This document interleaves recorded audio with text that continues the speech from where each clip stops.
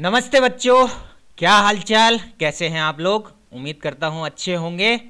मेरा नाम है नवीन जैन और मैं हूं आपका मैथ्स फैकल्टी। आज के इस वीडियो में हम डिस्कस करने वाले हैं अर्थमेटिक प्रोग्रेशन का थर्ड लेक्चर, जिसमें हम मेनली डिस्कस करेंगे एन फार्मूला। यहाँ पर आज के इस वीडियो में हम एन फार्मूला का डिस्कशन करेंगे और एक्सरसाइज 5.2 के क्वेश्चन नंबर 1 से लेके 3 तक डिस्कस करेंगे। तो चलिए शुरुआत करते हैं। प्रीवियस वीडियोस में हमने देखा था A1 जो है वो आपकी फर्स्ट टर्म कहलाती है, जिसको हम A से भी रिप्रेजेंट करते हैं। A2 जो है वो सेकंड टर्म होती है, A3 जो है वो थर्ड टर्म होती है।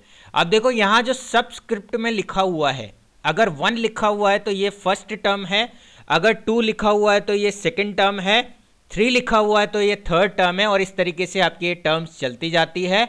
तो उसी तरीके से अगर हमें nth टर्म निकालनी है, यानी कि an निकालना है, तो वो आपका nth टर्म हो जाएगा, जो कि आपका कोई भी टर्म हो सकता है, जनरल टर्म जिसे कहा जाता है, और जहां n जो है वो उस टर्म की पोजीशन को रिप्रेजेंट कर रहा है। जैसे 10th टर्म अगर हम बात कर रहे हैं तो हमें n की वैल्यू 10 लेनी है। अगर हम 25th टर्म की बात कर रहे हैं तो n की वैल्यू 25 हो जाएगी। अगर हम 28th टर्म की बात कर रहे हैं तो n की वैल्यू 28 हो जाएगी। तो इस तरीके से आपको n की वैल्यू कैलकुलेट करनी है। अब अगर हमें कोई एक AP दे दी जाए, तो हमने प्रीवियस लेक्चर में डिस्कस किया था कि अगर आपको नेक्स्ट फ्यू टर्म्स निकालनी हो तो कैसे निकालते थे। हमारे को फर्स्ट टर्म जो है A1 जो है वो A के इक्वल है। अगर हमें सेकंड टर्म निकालनी होती है तो हम क्या करते हैं, फर्स्ट टर्म में जो कॉमन डिफरेंस होता है उसको ऐड करते हैं। ठीक उसी तरीके से अगर हमें थर्ड टर्म निकालनी है तो हम सेकंड टर्म में कॉमन डिफरेंस को ऐड करते हैं। ये हम चीज जानते हैं। अब यहां से A1 की वैल्यू को मैं क्या रिप्लेस कर सकता हूं, A रिप्लेस कर सकता हूं।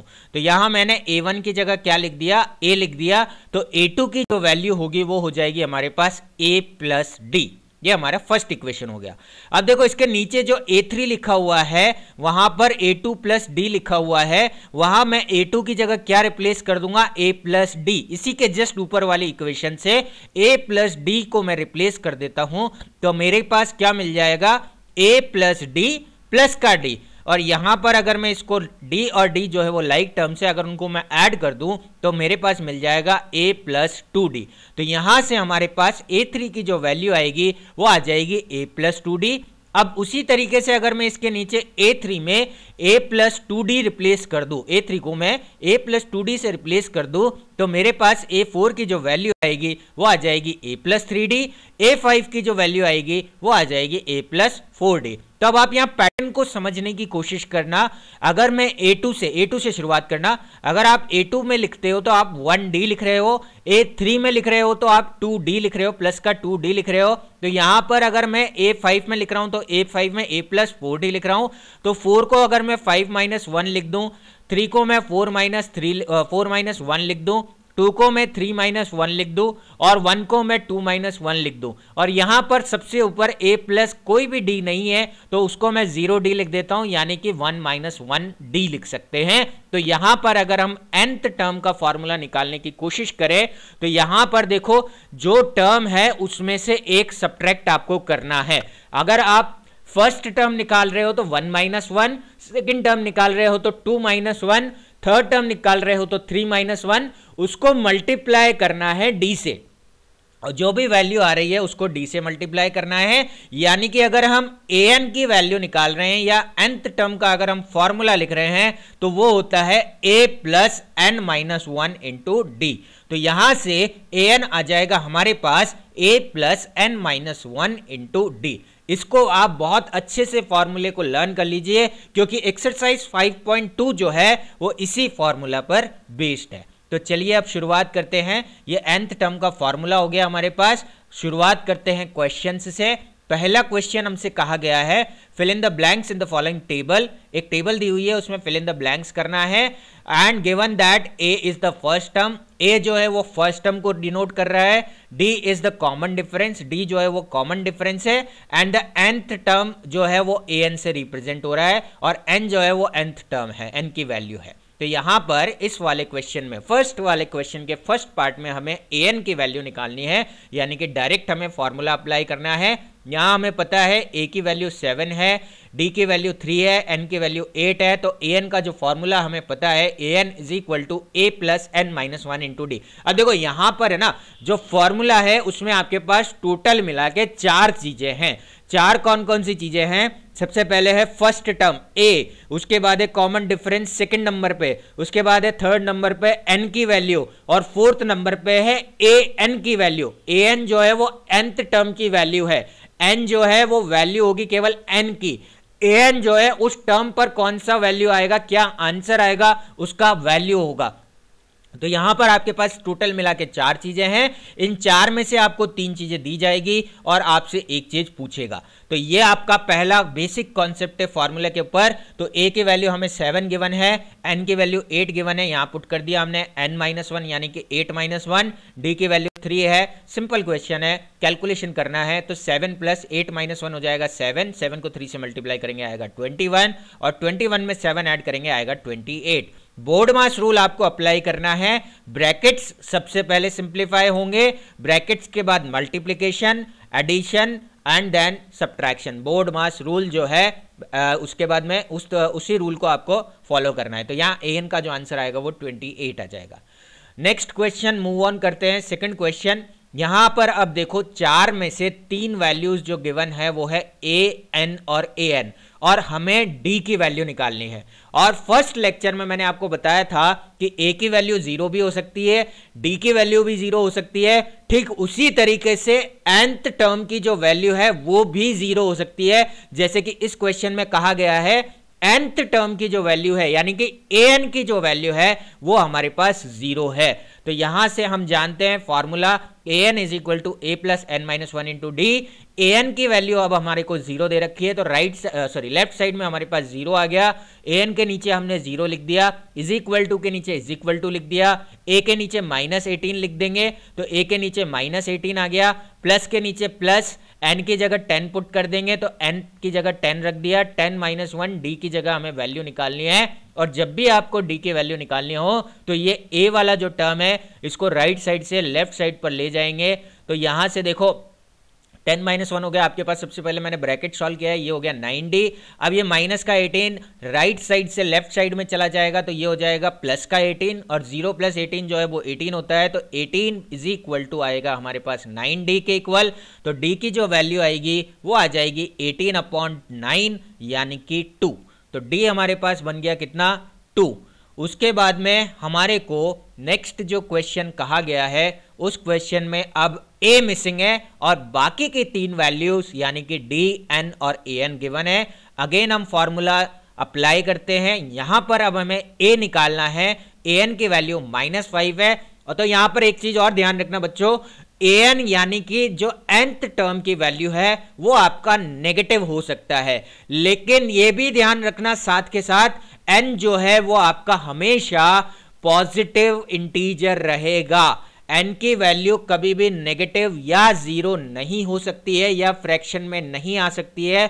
n आपका कोई भी पॉजिटिव इंटीजर हो सकता है या नेचुरल नंबर हो सकता है। तो an के नीचे हमने देखो -5 रख दिया, a की वैल्यू हमें कैलकुलेट करनी है, n की जगह हमने 18 सब्सटीट्यूट कर दिया, तो यहाँ आ जाएगा 18 - 1, d की जगह -3, d पॉजिटिव नेगेटिव कुछ भी हो सकता है। अब हम इसको सॉल्व किस तरीके से करेंगे, सबसे पहले ब्रैकेट सॉल्व करेंगे, तो यहाँ हो जाएगा -5 is equal to a plus 18 - 1 हो जाएगा 17, और 17 को जब हम 3 से मल्टीप्लाई करेंगे -3 से, तो ये हो जाएगा -51, ये -51 राइट साइड से लेफ्ट साइड में जाएगा, तो ये +51 हो जाएगा, यानी कि -5 +51 इज इक्वल टू a का वैल्यू, जो कि सिंप्लीफाई होकर हमारे पास आ जाएगा 46। तो इस तरीके से हमारा फर्स्ट टर्म जो आ गया वो कितना आ गया, 46 आ गया। इस तरीके से हमें ये क्वेश्चन सॉल्व करना है।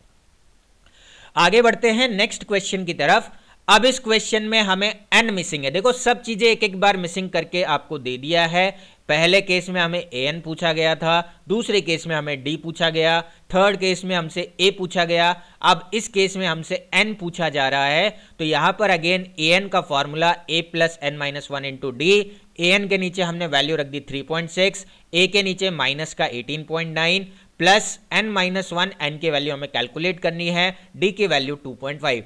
और n की वैल्यू जब भी आपको कैलकुलेट करनी हो तो सबसे पहले ये जो a है इसको आप राइट साइड से लेफ्ट साइड में भेज दीजिए, यानी कि 3.6 प्लस का 18.9 इज इक्वल टू हो जाएगा हमारे पास n-1 मल्टीप्लाइड बाई 2.5। ये दोनों ऐड हो जाएंगे लेफ्ट साइड में 22.5 is equal to n-1 into 2.5।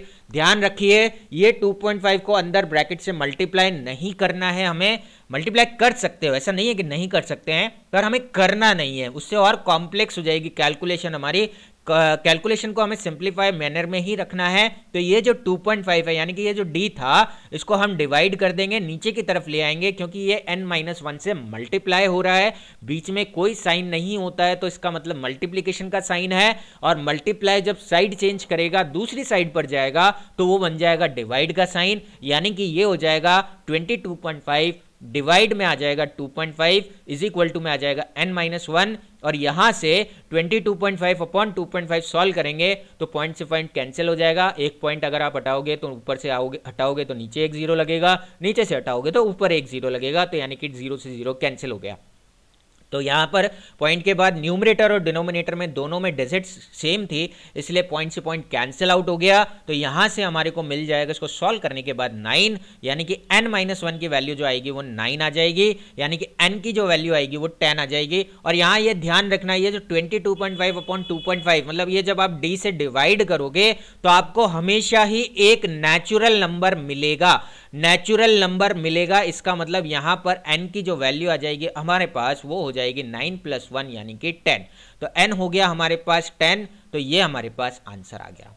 आगे बढ़ते हैं नेक्स्ट क्वेश्चन में। इस केस में हमें वापस से an की वैल्यू पूछी है, सिंपल क्वेश्चन है। an की वैल्यू जब निकालनी होती है तो फॉर्मूला हम अप्लाई करते हैं सिंपल। a की वैल्यू 3.5 है, n की वैल्यू 105 है, 105 - 1 इंटू d की वैल्यू 0 है, और जब भी d की वैल्यू 0 होती है तो उसकी सारी ही टर्म्स जो हैं वो फर्स्ट टर्म की वैल्यू और सारी टर्म्स की वैल्यू सेम होती है, यानी कि यहाँ पर an की जो वैल्यू आएगी वो 3.5 ही आएगी। यहाँ पर मैंने कुछ बच्चों को गलती करते हुए ये देखा है कि 105 - 1 करते हो तो 104 आ जाएगा, और 104 को जब आप 0 से मल्टीप्लाई करते हो तो हम जल्दबाजी में क्या गलती करते हैं, 104 लिख देते हैं। तो ये एक बहुत बड़ी मिस्टेक है जो बच्चे करते हैं। तो यहाँ पर आपको ध्यान रखना है, 0 से किसी भी वैल्यू को जब मल्टीप्लाई किया जाता है तो वो 0 हो जाता है, इसलिए यहाँ पर an का जो आंसर आएगा वो 3.5 आएगा। और मैंने आपको प्रीवियस के लेक्चर्स में भी कहा हुआ है कि d जब भी आपका 0 होता है यानी कि सारी टर्म्स की वैल्यू क्या रहेगी, सेम रहेगी, जो कि फर्स्ट टर्म के इक्वल होगा, यानी कि an आपका 3.5 आ जाएगा। आगे बढ़ते हैं नेक्स्ट क्वेश्चन की तरफ। सेकंड क्वेश्चन में हमसे कहा गया है choose the correct choice in the following and justify. तो यहाँ पर फर्स्ट क्वेश्चन है 30th term of an AP is 1074-S। तो यहाँ पर ऑप्शंस दिए गए हैं, option A 97, option B 77, option C -77 और ऑप्शन डी -87। तो यहाँ पर अब आपको 30th टर्म निकालनी है, यानी कि n की वैल्यू जो है वो 30 हो गई, यानी कि हमें निकालना है a30 की वैल्यू, कि a30 का क्या वैल्यू होगा। 30th टर्म का मतलब हो गया a30 की वैल्यू हमें निकालनी है, और n उसमें 30 हो गया।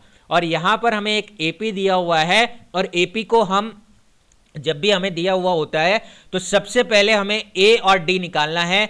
a जो है इस टर्म में सबसे पहले जो नंबर लिखा हुआ है वो आपके पास 10 है, इसलिए a की वैल्यू 10 हो जाएगी, और d जो है वो आएगा हमारे पास a2 - a1 यानी कि 7 - 10 यानी कि -3।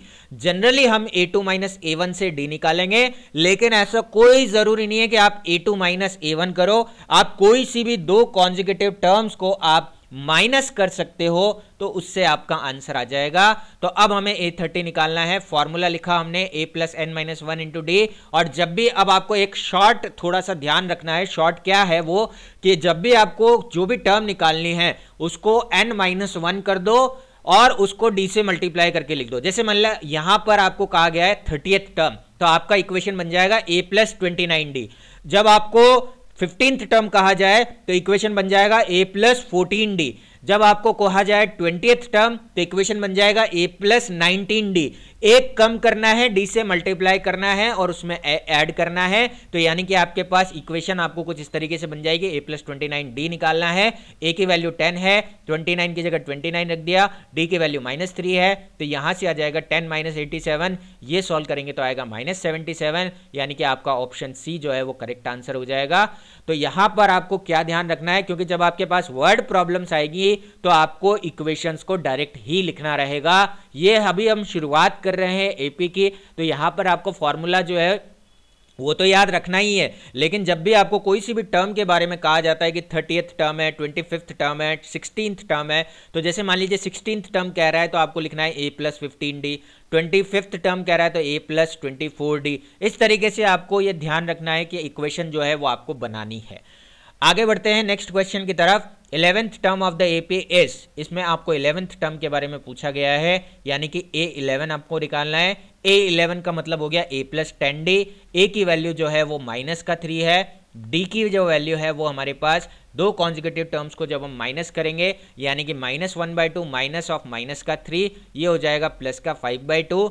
अब हमें a11 निकालना है, जो कि मैंने बोला आपको a प्लस 10d है, a की वैल्यू -3 प्लस 10 मल्टीप्लाइड बाई 5/2, 2 से 10 जो है वो 5 टाइम्स कट हो जाएगा, 5 5 जा 25 होता है, तो ये हो गया -3 प्लस 25, यानी कि आंसर आ गया आपके पास 22। तो यानी कि a11 जो आ गया हमारे पास वो आ गया 22, तो ऑप्शन बी करेक्ट ऑप्शन हो गया। नेक्स्ट क्वेश्चन है हमारे पास, फिल इन द ब्लैंक्स जो है वो आपको एक दिया हुआ है, उसको आपको मिसिंग टर्म है एक्चुअली वो, तो उसको आपको फाइंड करना है। तो यहां पर भी अब आप पहचानना सीखेंगे। यहां पर आपको सीक्वेंस दी हुई है। फर्स्ट क्वेश्चन में देखो, जैसे सबसे पहले लिखा हुआ है 2, यानी कि फर्स्ट टर्म की जो वैल्यू है वो 2 हो गई, और यहां पर हमें उसके बाद एक फिल इन द ब्लैंक्स बना हुआ है, एक बॉक्स बना हुआ है, यानी कि वो आपके पास कौन सी टर्म हो गई, सेकंड टर्म हो गई। सेकंड टर्म का मतलब होता है a प्लस डी, तो यहां से ये सेकंड टर्म हो गई, और थर्ड टर्म हमें गिवन है जो कि 26 है। तो यहां से हमने चैप्टर नंबर 3 पढ़ा हुआ है, जो कि है pair of linear equation in 2 variable. उस चैप्टर का बहुत यूटिलाइजेशन है, तो यहां पर आने से पहले आपको वो चैप्टर बहुत अच्छे से समझ लेना है, सीख लेना है, क्योंकि जब तक आपको वो चैप्टर नहीं आएगा आप इस चैप्टर के क्वेश्चंस नहीं कर पाएंगे। तो यहां से a की वैल्यू 2 है, और a3 का मतलब हो गया a plus 2d। Third term का मतलब हो गया a प्लस 2d, जैसा कि मैं आपको बता रहा था कि इक्वेशन आपको बनानी आनी चाहिए। तो अब यहां से अब आपका इक्वेशन का काम स्टार्ट हो गया है। तो a प्लस 2d की वैल्यू हो गई 26, यानी कि a की जगह हम सब्सटीट्यूट कर देते हैं 2, तो 2 प्लस 2d की वैल्यू 26 हो गई। इक्वेशन सॉल्व करेंगे, 26 में से 2 सब्ट्रैक्ट हो जाएगा, तो 24 जो है वो 2d के इक्वल है, यानी कि d जो है वो आपका आ जाएगा 12, ये 2 जो है वो डिनोमिनेटर में चला जाएगा, तो d की वैल्यू आ गई 12। और अब हमें सेकंड टर्म निकालनी है। सेकंड टर्म का फॉर्मूला हो गया a प्लस डी, यानी कि 2 प्लस आपको 12 करना है, यानी कि आंसर आ जाएगा आपके पास कितना, 14। तो इस तरीके से हमें क्वेश्चंस को सॉल्व करना है। यहां पर अब आपको ध्यान रखना है, जैसे जैसे आप इस चैप्टर में या इस एक्सरसाइज में आगे बढ़ते जाओगे, वैसे वैसे आपके क्वेश्चंस जो हैं वो डिफिकल्ट होते जाएंगे। और डिफिकल्ट कैसे होंगे, देखो इनिशियल में आपको लिस्ट ऑफ नंबर्स दिया हुआ है, आगे जाके वो आपको वर्ड प्रॉब्लम्स देगा, तो वर्ड प्रॉब्लम को आपको पहले आपको कन्वर्ट करना आना चाहिए इक्वेशन में, और इक्वेशन से सॉल्व करना है। हमारा टारगेट ये होना चाहिए कि हमें a और d निकालना है। जब हमारे पास a और d यानी कि फर्स्ट टर्म और कॉमन डिफरेंस निकल जाएगा, उसके बाद हम कुछ भी निकाल सकते हैं, कोई दिक्कत नहीं आएगी। तो यहां से हमारा टास्क होना चाहिए a और d निकालना। तो यहां से हमारा मिसिंग टर्म हो गया 14। तो चलिए आगे बढ़ते हैं नेक्स्ट क्वेश्चन की तरफ। और a और d निकालना है, यानी कि आपको 2 अननोन निकालना है, तो आपको वो 2 वैल्यूज देगा या 2 इक्वेशन बनाने के लिए देगा। तो जैसे इस क्वेश्चन में है, अब यहां पर फर्स्ट टर्म ही मिसिंग है, यानी कि a मिसिंग है, और थर्ड टर्म मिसिंग है, और जो गिवन टर्म्स है वो a2 और a4 है, यानी कि सेकंड फोर्थ टर्म है। देखो फर्स्ट में ब्लॉक बना हुआ है, यानी कि फर्स्ट टर्म आपकी मिसिंग है। सेकंड पे लिखा हुआ है 13, यानी कि सेकंड टर्म, यानी कि a2 की वैल्यू हो गई 13। थर्ड पे फिर missing fill in the blanks है, यानी कि मिसिंग टर्म है, और फोर्थ टर्म आपके पास 3 हो गई। अब सेकंड टर्म का मतलब होता है a प्लस डी, तो a प्लस डी का इक्वेशन हो गया हमारे पास 13, और सेकंड इक्वेशन हो गया a फोर्थ टर्म, यानी कि a प्लस 3d, जो कि हो गया हमारे पास 3। तो दो इक्वेशन हमारे पास आ गई। एक पहली इक्वेशन हो गई ए प्लस डी जो कि है 13 के इक्वल, इसको हमने फर्स्ट नंबर दे दिया। सेकंड इक्वेशन आ गई A plus 3d is equal to 3 के इक्वल। इन दोनों इक्वेशंस को हम सॉल्व करेंगे pair of linear equations in 2 variable से। आप कोई सा भी मेथड यूज कर सकते हैं जो आपने चैप्टर नंबर 3 में सीखे हैं, चाहे वो आपका एलिमिनेशन मेथड हो, चाहे वो आपका सब्सटीट्यूशन मेथड हो, ग्राफिकल मेथड हो। ग्राफिकल जनरली यूज नहीं करते हैं, एलिमिनेशन, सब्सटीट्यूशन या आप क्रॉस मल्टीप्लिकेशन मेथड यूज कर सकते हो जो कि आपके एल्जेब्रिक मेथड्स ऑफ सॉल्यूशन है। तो यहाँ से ए हमारा फर्स्ट टर्म है और डी हमारा जो है वो कॉमन डिफरेंस है। तो यहाँ पर ए का साइन सेम है, तो यहाँ से हम इन दोनों इक्वेशंस को हम सब्ट्रैक्ट कर देते हैं। तो ए प्लस 3d में से ए प्लस डी को हम सब्ट्रैक्ट करेंगे। तो ए प्लस 3d को हमने ऊपर लिख लिया और ए प्लस डी को नीचे लिख दिया। अब हम साइन चेंज कर लेते हैं, यहाँ पर साइन चेंज हो गए, ए से ए कैंसिल आउट हो जाएगा, 3d में से d सब्ट्रैक्ट होगा, 2d बचेगा और 3 माइनस 13 करेंगे तो आएगा माइनस का 10, क्योंकि 3 जो है वो पॉजिटिव है, 13 जो है वो नेगेटिव है, साइन चेंज हो चुका है उसका।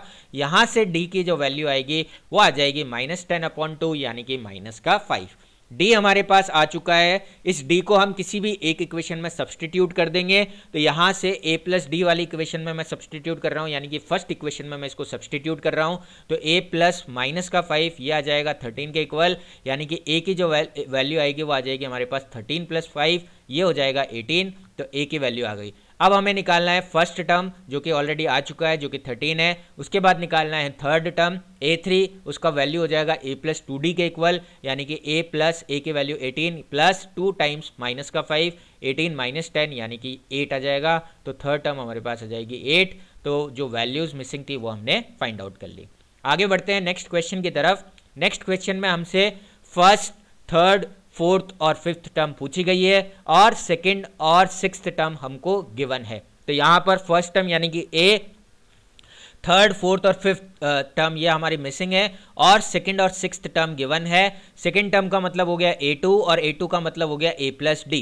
तो फर्स्ट इक्वेशन हमारी बन जाएगी a plus d is equal to 38 और सिक्स्थ टर्म गिवन है। काउंट करके आप निकाल लीजिए कि कौन सी टर्म आपको गिवन है। तो यहाँ से जब आप काउंट करेंगे तो ये आपको मिल जाएगा ए सिक्स्थ टर्म यानी कि a प्लस 5d की जो वैल्यू है वो -22 है। ये सेकंड इक्वेशन बन गई। अब हमें इन दोनों इक्वेशंस को सॉल्व करना है। अगेन देखो, जनरली ऐसे इक्वेशंस को सॉल्व करने के लिए ए का साइन सेम है, तो आप ऊपर जो है एक इक्वेशन लिख लो, नीचे एक इक्वेशन लिख लो और एलिमिनेशन मेथड से ए से ए कैंसिल आउट हो जाएगा। उस एलिमिनेशन मेथड से आप डी की वैल्यू निकाल लो और फिर बाद में ए की वैल्यू निकाल लो। यही आपका तरीका रहेगा, सबसे सिंपल तरीका यही है। बाकी आप सब्सटीट्यूट करके भी वैल्यूज निकाल सकते हो, लेकिन ये एलिमिनेशन वाला ये वाला जो मेथड है ये सबसे ईजी मेथड रहेगा। तो यहाँ ए से ए कैंसिल आउट हो जाएगा, 5d में से d सब्ट्रैक्ट होगा तो 4d बचेगा और माइनस का 22 और माइनस का 38 दोनों ही आपके वैल्यूज जो है वो नेगेटिव की है। दोनों ऐड करोगे तो आएगा माइनस का 60। तो d की जो वैल्यू आ जाएगी वो आ जाएगी -60/4 यानी कि माइनस का 15। अब हम ये d की वैल्यू सब्सटीट्यूट कर देंगे तो a प्लस माइनस का 15 इज इक्वल टू 38 हो जाएगा, यानी कि a की जो वैल्यू आएगी वो आ जाएगी हमारे पास 38 + 15 यानी कि 53। अब हमारे पास फर्स्ट टर्म आ गया, कॉमन डिफरेंस आ गया। अब हमें जो वैल्यू जोन सी टर्म चाहिए वो हम निकाल सकते हैं।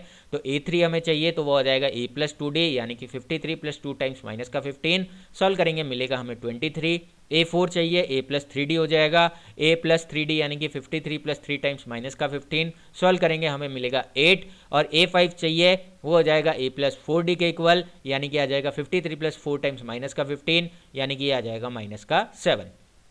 तो हमारे पास मिसिंग टर्म यानी कि फर्स्ट टर्म जो हो गई वो 53, थर्ड टर्म जो हो गई वो 23, फोर्थ टर्म जो हो गई वो हमारे पास 8 और फिफ्थ टर्म जो आ गई वो हमारे पास माइनस का 7 आ चुकी है। आगे बढ़ते हैं फोर्थ क्वेश्चन की तरफ। फोर्थ पार्ट में हमसे फर्स्ट टर्म डायरेक्टली गिवन है और उसके बाद सेकंड मिसिंग है, थर्ड मिसिंग है, फोर्थ मिसिंग है, फिफ्थ मिसिंग है और सिक्स्थ टर्म अगेन गिवन है। तो यहाँ से हमारे पास a2, a3, a4 और a5 की वैल्यू हमें कैलकुलेट करनी है और a और a6 की वैल्यू गिवन है। a डायरेक्टली गिवन है -4, a6 गिवन है 6। यहाँ पर हम a6 गिवन है यानी कि a प्लस 5d गिवन है जो कि 6 के इक्वल है। ये हमारे पास वैल्यू आ गई 5d की। यहाँ से हमें a की वैल्यू हमने सब्सटीट्यूट कर दी तो यहाँ से हमारे पास 5d की जो वैल्यू आएगी वो 10 आ जाएगी, d की जो वैल्यू आ जाएगी वो हमारे पास 2 आ जाएगी। यहाँ पर हमें a पता चल गया, d पता चल गया। अब हम जो टर्म हमारी मिसिंग है वो निकाल सकते हैं। तो a2 हो जाएगा a प्लस d यानी कि -4 + 2 यानी कि हो जाएगा -2। a3 हो जाएगा a a+2d यानी कि माइनस का 4 प्लस 2 टाइम्स 2 यानी कि ये हो जाएगा सॉल्व करने पर 0। a4 हो जाएगा a+3d यानी कि माइनस का 4 प्लस 3 टाइम्स 2 यानी कि ये सॉल्व करने पर आएगा 2। और a5 की जो वैल्यू आएगी वो आ जाएगी a+4d यानी कि ये आ जाएगा हमारे पास 4। तो मिसिंग टर्म्स आ गई हमारे पास -2, 0, 2 और 4। नेक्स्ट क्वेश्चन है हमारा 5th क्वेश्चन। इसमें हमें फर्स्ट टर्म गिवन है, लास्ट 4th टर्म हमें गिवन है और सेकंड और थर्ड टर्म हमें फाइंड आउट करनी है। तो a और a4 गिवन है, a की वैल्यू 5 हो गई, a4 यानी कि a+3d। ये जो a4 गिवन था ये हमें मिक्स फ्रैक्शन में गिवन था 9 1/2। इसको हम कन्वर्ट कर लेते हैं नॉर्मल फ्रैक्शन में, तो ये हो जाएगा 19/2। तो यहाँ से हमें पता है a4 की जो वैल्यू है वो आ जाएगी हमारे पास a+3d के इक्वल। a4 जो है वो हमें गिवन है 19/2, a की वैल्यू 5 है, यहाँ पर हमने 5 सब्सटीट्यूट कर दिया, प्लस 3d। यहाँ से हम इसको सॉल्व कर लेंगे, 5 जो है वो सब्ट्रैक्ट हो जाएगा, उधर जाके नेगेटिव में चला जाएगा। तो यहाँ हो जाएगा 19/2 माइनस का 5 is equal to 3d। 2 LCM आएगा, ये हो जाएगा 19 - 10 यानी कि 9/2 के इक्वल। तो 9/2 जो है वो 3d के इक्वल आ गया। अब इसको 3 से डिवाइड कर देंगे तो 9 जो है वो 3 से 3 टाइम्स कैंसिल आउट हो जाएगा, तो d की जो वैल्यू आएगी वो हमारे पास 3/2 आ जाएगी। अब हमें a पता चल गया जो कि 5 है, d पता चल गया जो कि 3/2 है। तो सेकंड टर्म और थर्ड टर्म निकाल लेंगे। a2 का जो वैल्यू होगा वो a+d यानी कि 5 + 3/2, ये हो जाएगा। एलसीएम लेने के बाद 10 + 3/2 यानी कि 13/2। और a3 की जो वैल्यू आएगी वो आएगी a+2d यानी कि a+2 टाइम्स 3/2, 2 से 2 कैंसिल आउट हो गया यानी कि 5 + 3 ये हो जाएगा 8। तो हमारे पास a2 और a3 जो मिसिंग टर्म्स थी वो आ गई 13/2 और 8। इस तरीके से हम ये क्वेश्चन सॉल्व करेंगे। आगे जो है ये आपका एक्सरसाइज 2 का क्वेश्चन नंबर 3 तक आपका कंप्लीट हो गया है। आई होप आपको ये क्वेश्चन समझ में आ गए होंगे। Thank you so much for watching the video. Have a great day.